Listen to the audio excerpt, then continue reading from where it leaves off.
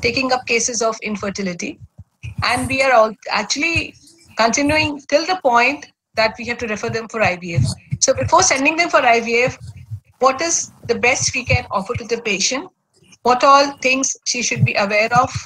What is the procedure? What is the success rate? These all, if we tell her in advance, the patient is very comfortable when she actually meets the IVF specialist.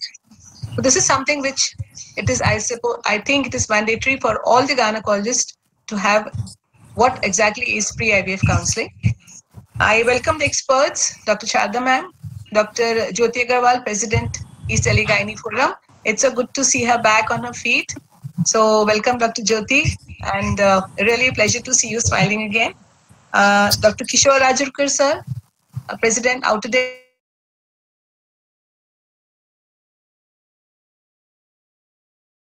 Chief at ESI, Vasai Darapur. Welcome, Dr. Sangeeta. Good you could take out time for us despite your busy schedule.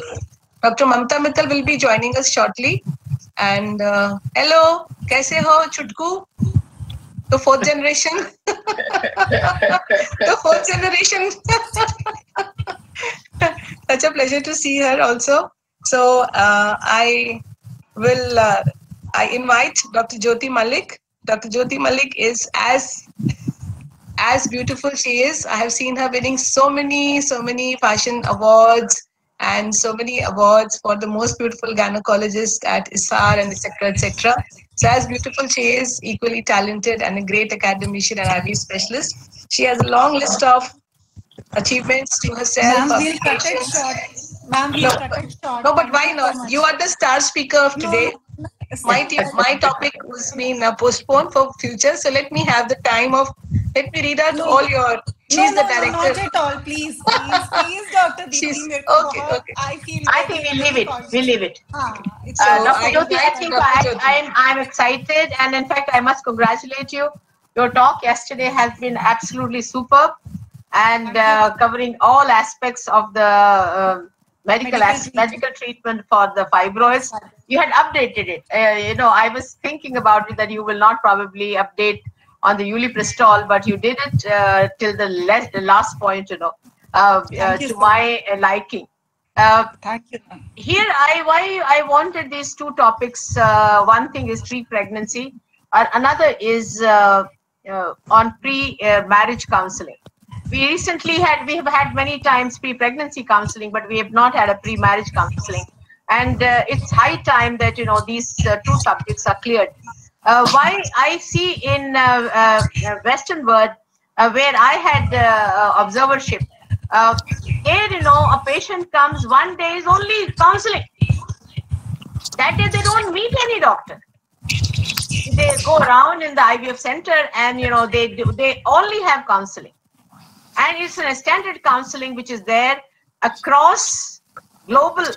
क्या success rates हैं, क्या चीजें हैं, क्या limitations है, आपको ये क्या प्रॉब्लम होगी, क्योंकि यहाँ पर हिंदुस्तान में हर एक पेशेंट का 100% रिजल्ट निकलते हैं, हर एक सेंटर का 100% रिजल्ट है. So I think that particular light is very very important, that everywhere there should be a uniform counseling, at least when it comes to global counseling, when it comes to national counseling. उसके ऊपर आप add on कर सकते हो कि मेरी क्या है, बट आप 20% से 100% तो नहीं हो सकते. So in that particular light, is very important that the counseling is very important, and we would like, you've been in the game for a long time, and yesterday's presentation of yours had really impressed me, and I had requested earlier that you should be talking on it. We are waiting very eagerly about pre-pregnancy counseling, pre-IVF counseling by you. Thank you so much, ma'am. Actually, I feel honored and humbled and really very lucky to be on this platform, because this is a very vital platform that you have created for gynecologists like us. And no words can really thank me, because I really wish to thank you from the bottom of my heart. And I feel very glad that at least you could think of, you gave me this opportunity. So coming on, I think counseling, compassion, and communication. These are the three things where the 3 C's, where we can get a successful, a satisfied situation we can create. I'll just just share my screen and start the presentation. And thank you, the experts, Dr. Shada Jain ma'am, Dr. Jyoti Agarwal, Dr. Mamta, who would be joining shortly, Dr. Kishore sir, and Dr. Sangeeta Gupta for being here on this platform and listening to what, and I would like to have your inputs because I'm sure I must have missed a lot on it. And we all understand that unfulfilled desire for a child provokes so many emotional crises in the women and the men who are involved. And there is a challenge for the quality of marital relationship and for the psychological resilience of both the partners. And these women present themselves with more emotional distress than men.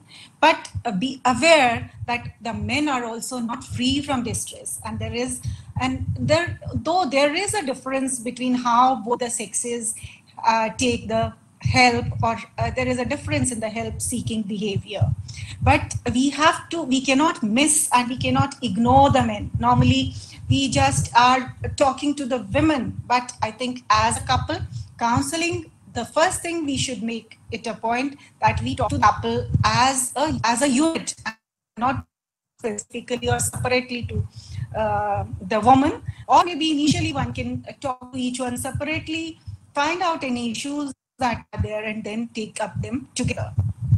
So, and IVF has the potential to cause so many experiences. It causes emotional, physical, and financial exhausting experiences, and therefore counseling is an integral part at the time of starting the treatment. Anyhow, counseling actually for any treatment is the foremost and the first thing that is need of the hour actually. To definitely IVF is a separate scenario actually, where half of the things, and in fact the whole situation starts with talking in counseling, because infertility is associated with depression, it is anxiety, a damaged self-esteem is seen in these women. There is a sexual dysfunction in the couple and difficulties in interpersonal relationships. And thereby the ESHRE and the ASRM, they came up with these guidelines for counseling in infertility, couples, the psychology and the counseling. So, and that is how it has now become an integral part of the IVF treatment. So how do we define IVF counseling? It is to provide emotional and psychological support to a person or a couple who is finding difficulty or challenge in conceiving. And here what we do is we give them a reliable, a confidential, a comfortable environment where they can share their fears, apprehensions, feelings, and thoughts. And it is provided by a counselor. And in fact, the ICMR says that it is not only that you have to have an infertility specialist, embryologist, infertility staff nurse there, or your lab technicians there, but a counselor also is part of your group. So we have to have a counselor in the, it is mandatory that we have to have a counselor in our team, a team who's running a ART unit. And who provides it? It is provided by a counselor who is actually specially trained and whose role is to listen to the patient, provide empathy, and assist them during the treatment. Now, an infertility consultant can do a counseling, but it is more of a clinical counseling that we do for the patient rather than the psychological counseling that a consultant does. And any member of a staff of an ART clinic who is not engaged in any other full-time activity in the clinic can act as a counselor. Now, what's the importance of infertility or IVF counseling? What it does, it offers a non-judgmental platform to know about various treatment options that are available. So when a patient comes to us, we can tell them, okay, if you are suffering from infertility, straight away we will not be rushing into IVF.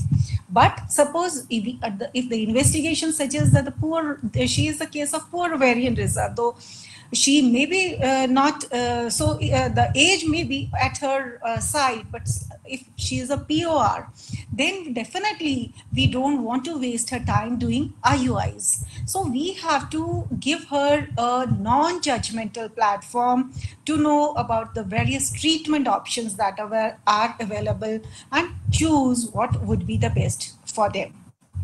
And also we facilitate a decision making about the treatment by clearing their doubts and understanding the rationale behind the treatment advised. Also, we give them to go through the loss. Suppose she has the IVF was not successful, or even with the IUIs, even with one IUI, patients start feeling so disturbed, and the mother-in-law comes and says कि अब तो IUI भी हो गया और अभी भी नहीं हुआ, इस बार तो फिर से period आ गया. So those small little losses, even small little IUIs being not successful, start adding to their anxiety and to their grief, and gradually we have to be supporting them and to sort out their interpersonal problems in a better way. Now, who all should undergo IVF counseling? In fact, ideally, all the couples should be undergoing a counseling. In fact, as ma'am was suggesting, marriage counseling, anywhere, I mean, before a marriage also, before a pre-pregnancy also, everywhere, and IVF being such an important part of their life, definitely needs a counseling. So all the couples before, during and after IVF procedure should ideally undergo IVF counseling. Now, should it be mandatory or should it be a voluntary affair?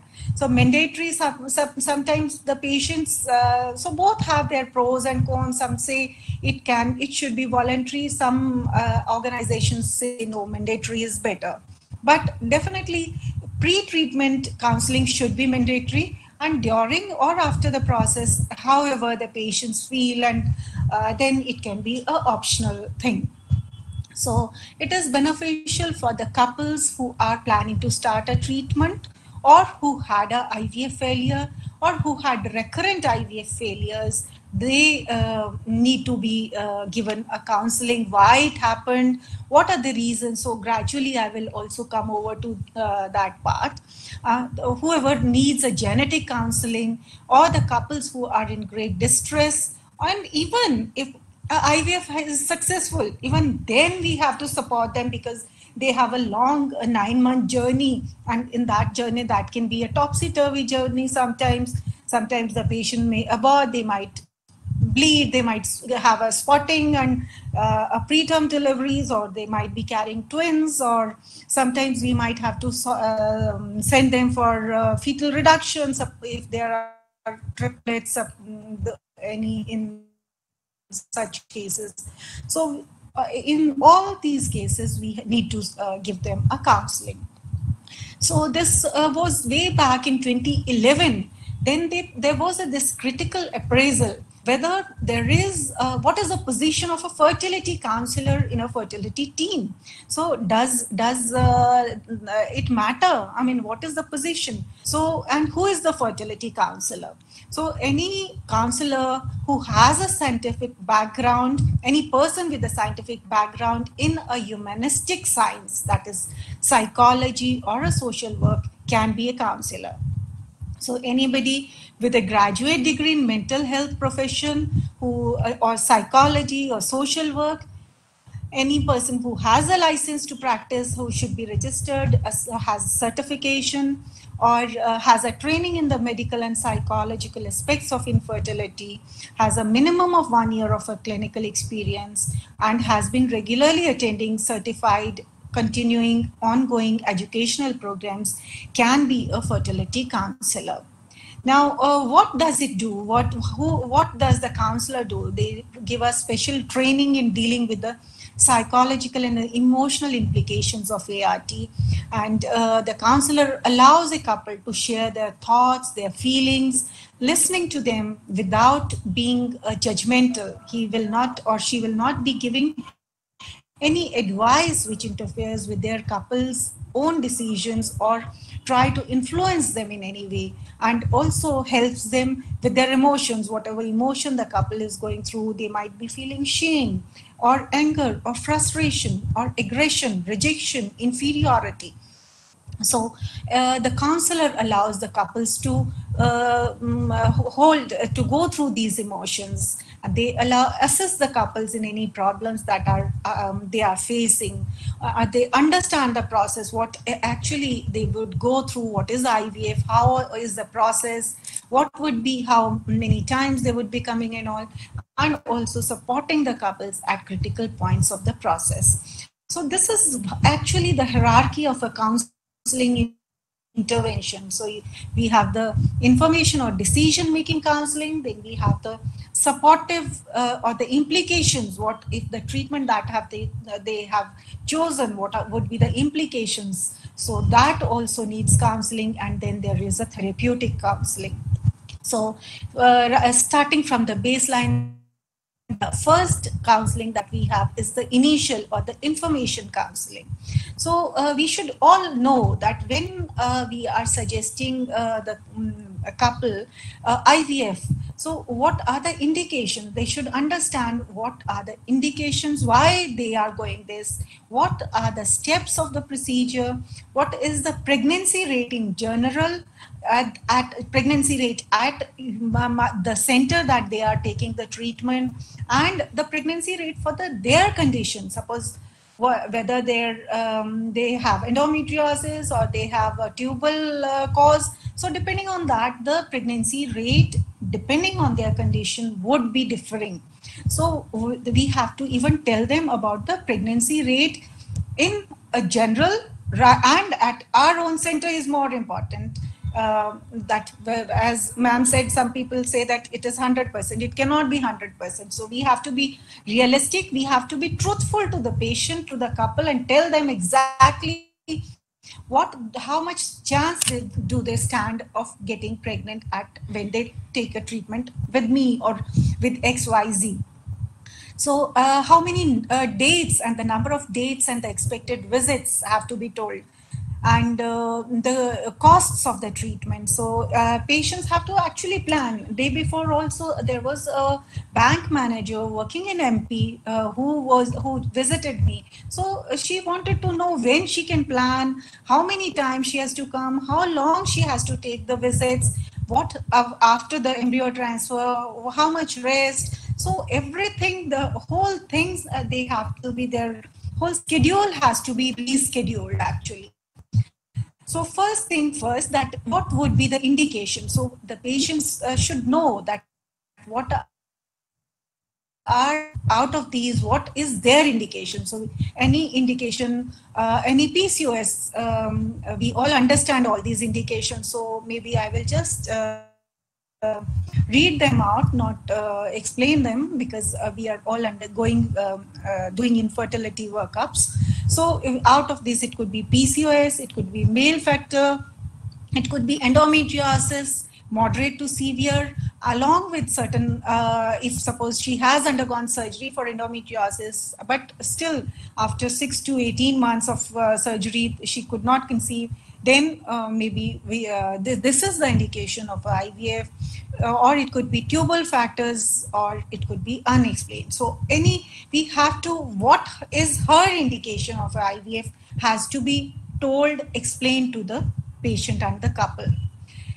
Then what do? We, after once they have taken up this decision that they are going in for this procedure, so we should explain to them what are the steps of the procedure.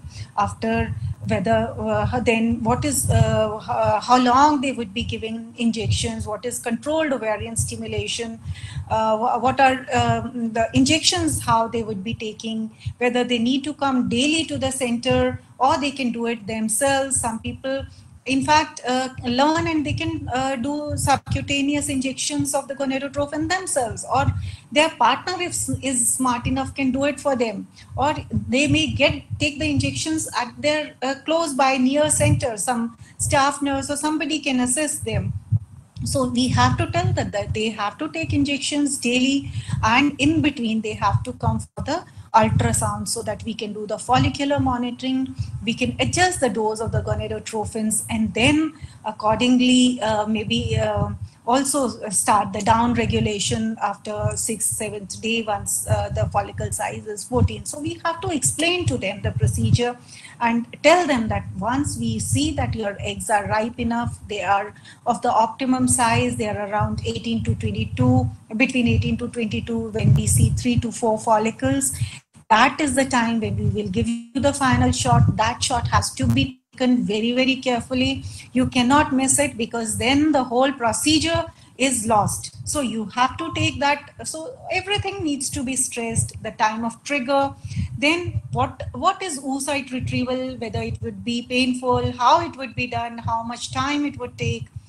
whether it would be done empty stomach, so they have to get admitted prior accordingly, and what does it, how do we do, how the oocyte retrieval, maybe we might just show them certain pictures, we might show them certain videos, or YouTube they can scroll, and then we make them understand that it is something very, very safe, but there are certain complications very rarely. So we have to tell them most of the things rather, so that they become so more comfortable, and their fears are allayed.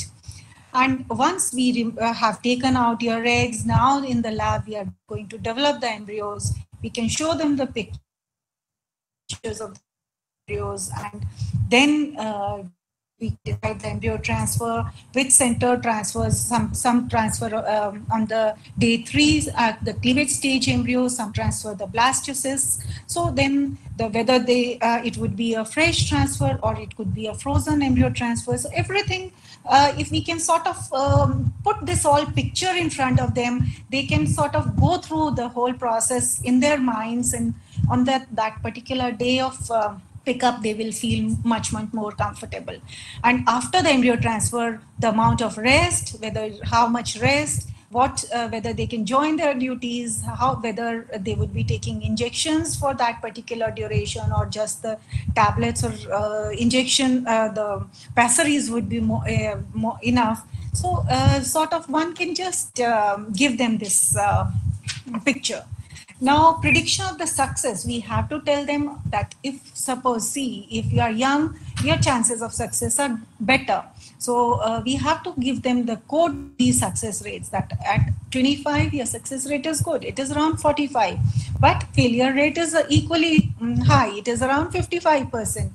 And so we cannot promise, once the patient comes to us for IVF, we cannot promise that it is going to be a sure shot, guaranteed success. It always, the worldwide figures say that it is somewhere around 45 to 50% success rate. Maybe if you have not conceived in your first go, there is a second chance or third chance, but it cannot be 100, or it could be you may conceive in the first chance. So they have to be told about the success rate depending on the age, and if it is 42, maybe the success chances is much less. So it is only 5% because of your age. And maybe at this, then we have to see the number of previous treatment cycles. If they have been successful, you stand a better chance. If you had a previous pregnancy or a miscarriage, that means at least you had a pregnancy, so you stand a higher chance of success. If you have a good BMI, if the BMI is ideally between 19 to say 25, or so that would be ideal, but between 25 to 30, that is a little overweight. So you have to sort of reduce the weight. But a BMI outside 30, that means now you are into the obesity category, so that reduces the success. And so that is the actually time where we can sort of ask them to go for the lifestyle modification, for the diet, so that even if they conceive, all those complications that are associated with the obesity are reduced, the risk of miscarriage, the prematurity, the IUGR, BIH, gestational diabetes. So everything, if we can just give them this idea. So this is the time where we can sort of motivate them to lose weight and go on to the life, change their lifestyle, the smoking, the caffeine part, and also the advanced paternal age, though small, but there is a risk of various complications. The ART success rates, we have to express that whether it is as in the whether we are talking on the pregnancy rates or the live birth rates, and the success rate are being whether they are calculated as percentage of the cycle started, the retrievals or the transfers. Cost, very, very important. We have to talk to them about the cost, because actually this is the most pinching part of it, because the treatment is not easy. The treatment is not cheap. It is quite costly. And considering our average population, the budget that they can afford is something, they cannot afford many treatment cycles. And also the insurance policies are not still giving IVF treatment under the undercover. So they have to spend out of their pocket, and that is the most frequent cause of patient dissatisfaction. And because we have to tell them that the cost, how much our center charges, how much, what is the doctor fee, what is the fee for the drugs or the injections, and what is the fee for the center. Now they might be asking that, okay, that center has quoted us a certain package, so do you have a package? So, or how many attempts are you covering in this? So we have to be all very tell them about the cost, the schedule, how we charge the patient, and whether this particular amount that we have quoted, whether it includes the embryo cryopreservation cost, or and when the second time or the third time, if they have not conceived and we have their embryos, will it cost extra? So the frozen embryo transfer cost in the second or the third cycle. So everything we have to make them clear, because once we have told them now, then things become easy and they will not start unnecessarily blaming us when they come in there is a failure, and they have to come again. Now, implication counseling. So now once we have initially counseled them about the process part and all, what are the implications now that start with this treatment? So this enables the infertile couple to understand the implications. The implication counseling includes consent, the myths of the IVF, the possible problems, and the sequelae of the events. So consent, we have to be very sure, we have to keep all our records very clean and up to date, and not forget to take all these consents. So the consent has to be a written consent, has to be signed by both husband and wife. The consent should also be signed about the success rate of your center, the miscarriage rates that can happen. There could be ectopic pregnancy even with the IVF, and there could be a severe OHS 2 to 5%. There could be chance that there could be no fertilization, and we might not have any embryos for you to transfer on the day after we do the embryo check on day 2, 3, or 4. And we have to tell them about whether we have any refund policy in case we are not doing any embryo transfers, or no pregnancy if happens, then there is no refund policy. So all these things have to be, the consent needs to be, we can all get it signed right at the beginning to avoid any confusions later on.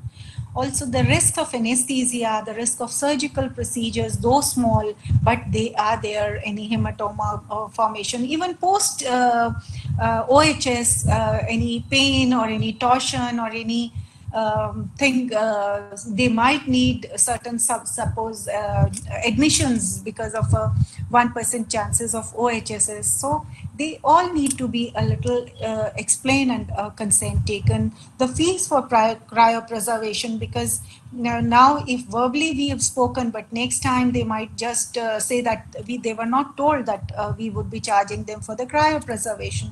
So I think all these are things that we write and we tell them and we take their signature. The myths. So many patients, they come and they say, okay, would you be doing hysteroscopy also? Because the other center said that once we do a hysteroscopy, the chances improve. But if you are not doing it, why you are not doing it, and why would you charge separately if we need to go undergo? So would it improve our chances? Would a laser hatching improve? Should we use IMSI, the time lapse, and whether cleavage stage or a blastocyst transfer, which one would be better? So all these things we have to explain to the patient. The possible complications that can occur, like OHSS can occur. So there is inevitable, though it is inevitable, it is rare these days, because most of the centers are now using antagonist protocols with the agonist trigger, followed by a freeze-all policy of the embryos and transfer in the next cycle when there is a slight indication of a OHSS. So, but still, even after that, there is a mild OHSS which cannot be prevented. So this, and it could be early, late. So OHSS needs to be spoken gently to them. Then the sequel of events, how we are going to do on the day of pickup. We had told them how the pickup is going to be.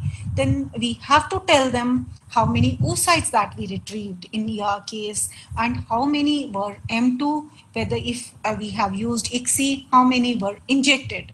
Because if we are doing IVF, then we the number of oocytes that were injected in case of ICSI, we have to, it should be noted down on their file, and it should also be spoken to them so they feel happy about it. Or maybe if the number of M2s are very less, then at least they are they mentally and psychologically, they start understanding that it was not a very good, it will not be a good journey from there on, and they might have to take another attempt if the number of oocytes is not that many.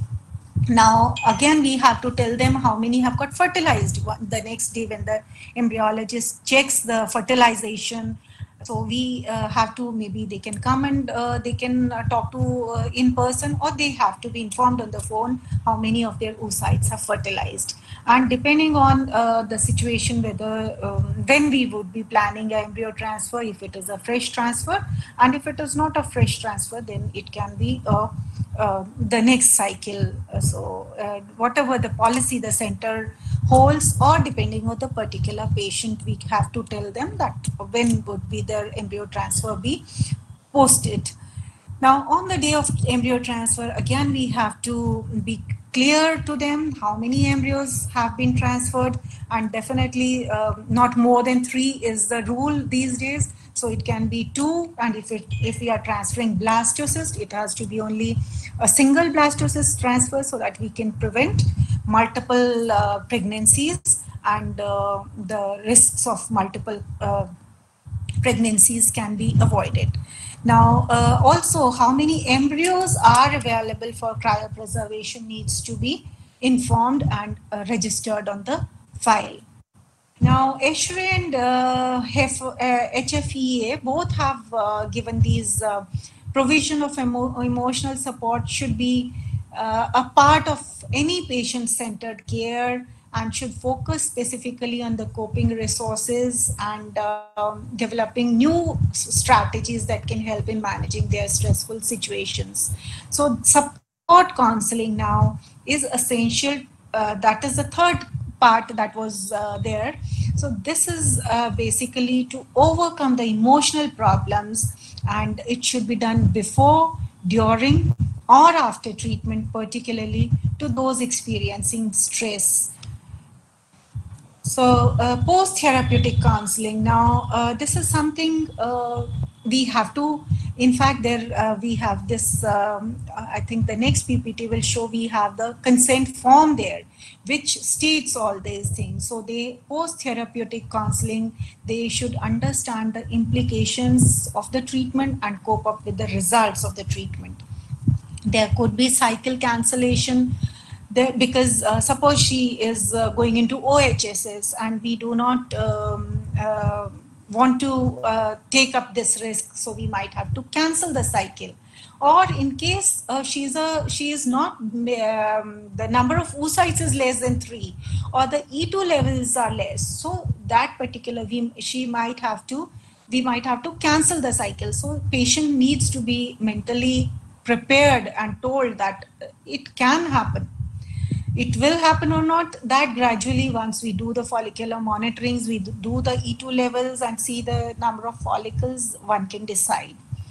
Fertilization failure can happen. Implantation failure can happen. Then we need to talk once the pregnancy occurs, and the live births, and also in case in between pregnancy losses. So these are the various things that will be taken up in this post-therapeutic counseling.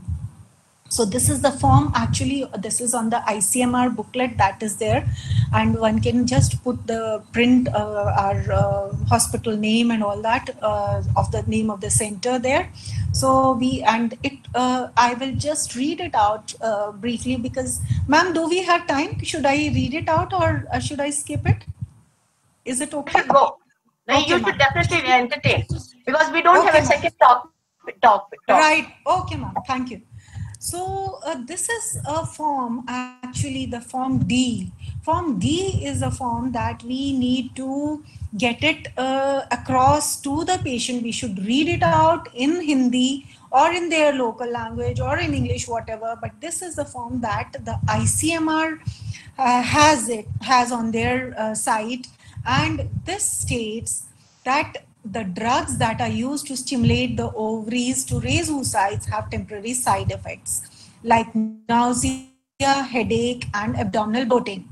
And only in a small proportion, a condition called ovarian hyperstimulation can occur, where there is an exaggerated ovarian response.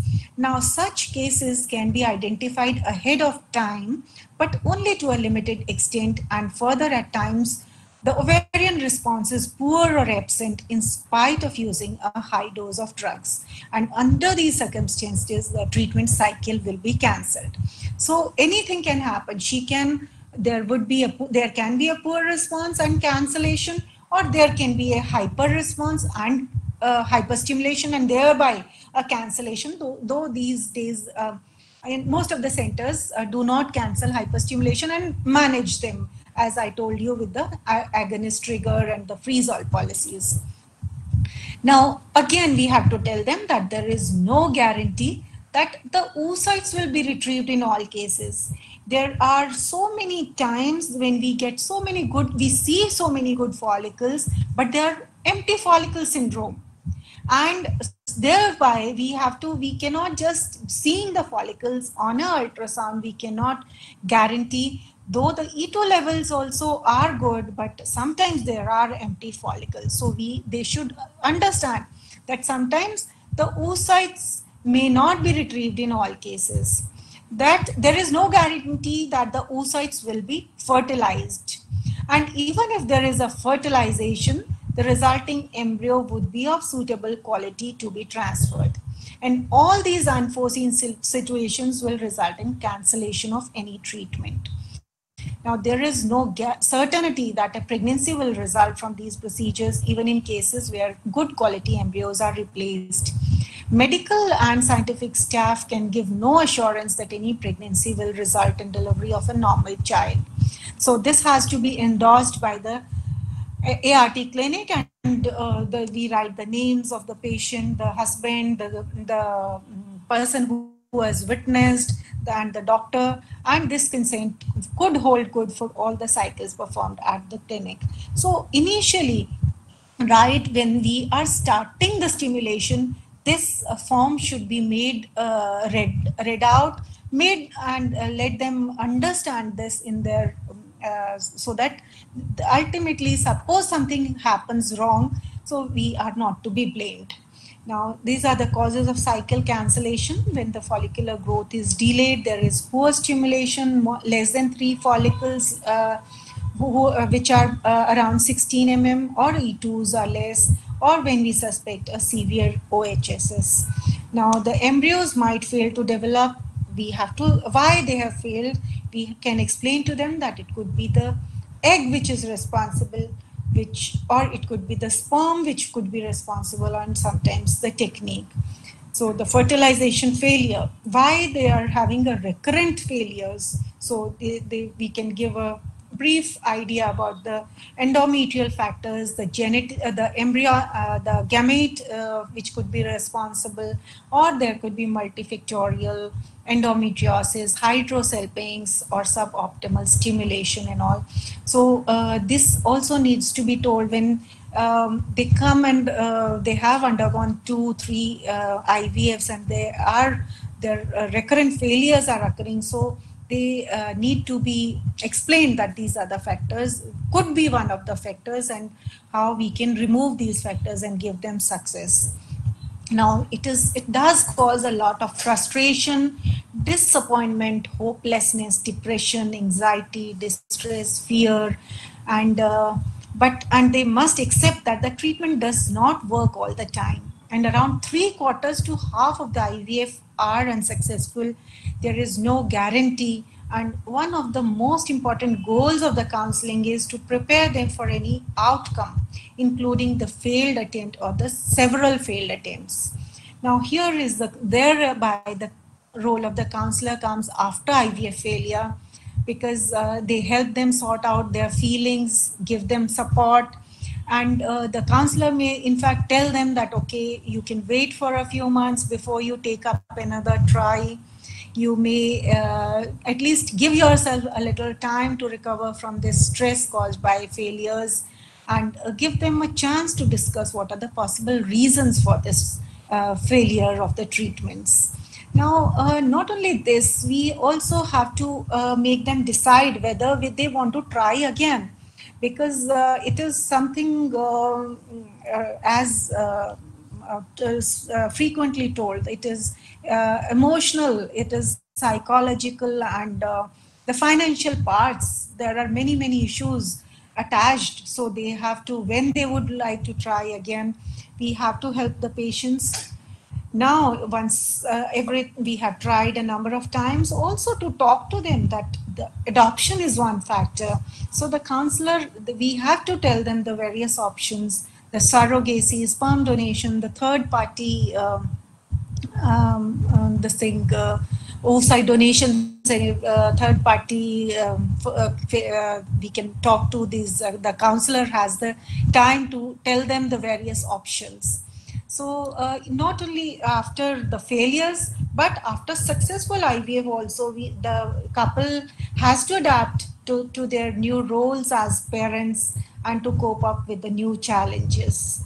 So breaking bad news, suppose we have to be, the counselor does it the best, because it is actually an art how to break a bad news, because we cannot just while in a busy OPD call the patient and tell them that their IVF did not succeed and call up the next patient. It cannot be done. It has to be done very sympathetically.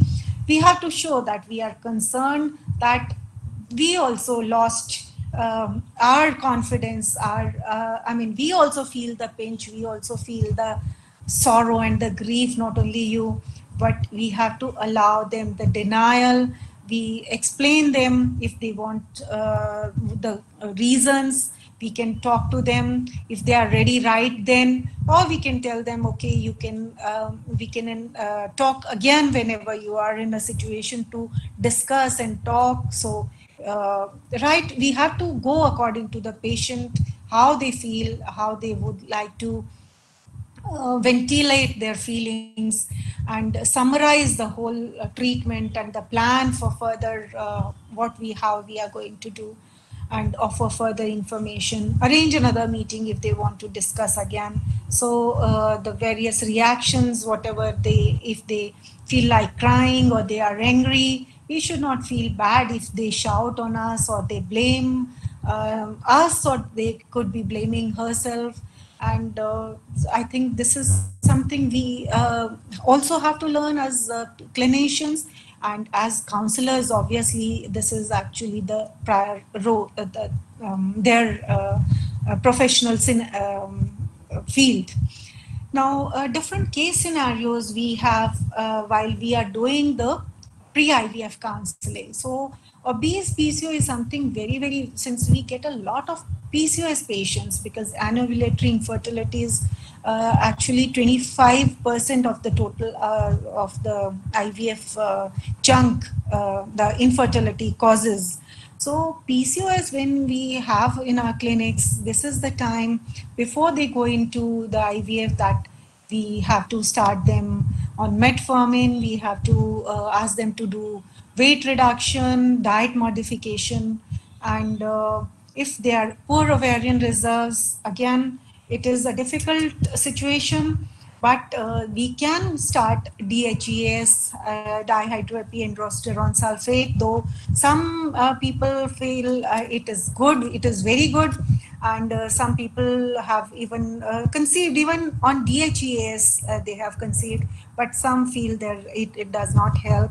But anyhow, whenever we have these patients of poor ovarian reserve, we should be counseling them. We can even start them on DHEAS. But, and in fact, this is the time if we have to push them to go in for IVF treatment earlier than later, because whatever reserve they have got, they should not be wasting those particular eggs, roaming around, thinking of various treatments, going from one doctor to another, and losing that particular time. So many times patients come and they have been advised IVF 3 years in their previous documents, and still they have not undergone IVF. So I think we have to be seriously telling them that they should not be wasting time, so that they can understand the seriousness of the issue. And also we can suggest to them that they can undergo multiple IVFs, and there we can do multiple stimulations, we can do the pickups. Even if we get 2 embryos, 3, if we can make 2 or 3 embryos, that would be good enough. So in these particular cases, we do the embryo pooling, so that once we have a good number of 5-7 embryos pooled with us in 2-3 stimulations, so then one can transfer. And oocyte donation is the last option actually for these women. Hypertensive women, if the infertility patient is hypertensive, this is the time when she needs all these investigations, monitoring, control of BP, and physician opinions before she embarks on IVF treatment. Azoospermia, something very sensitive, where the husband, the ego maybe comes in, and the various retrieval procedures that are available can be explained to them. But if they cannot afford it, or if it is unsuccessful, then the donor sperms can be the last option. Now, the third party reproduction is also something, a very sensitive thing, where we can talk to the couple in case of donor insemination about oocyte donations, if she is 40 plus, has very low AMH, or if she cannot, because of any chemotherapy or radiotherapy, or because of prior surgery, or like endometriotic surgeries, if the reserve is very less, there is poor ovarian reserve, then oocyte donation is one option which can be suggested, so that at least if not genetic, she can be the biological mother. Then embryo donation is something which are in certain situations may be suggested. And not to forget about surrogacy in cases where there is severe the tuberculosis, or the patient has there are medical indications.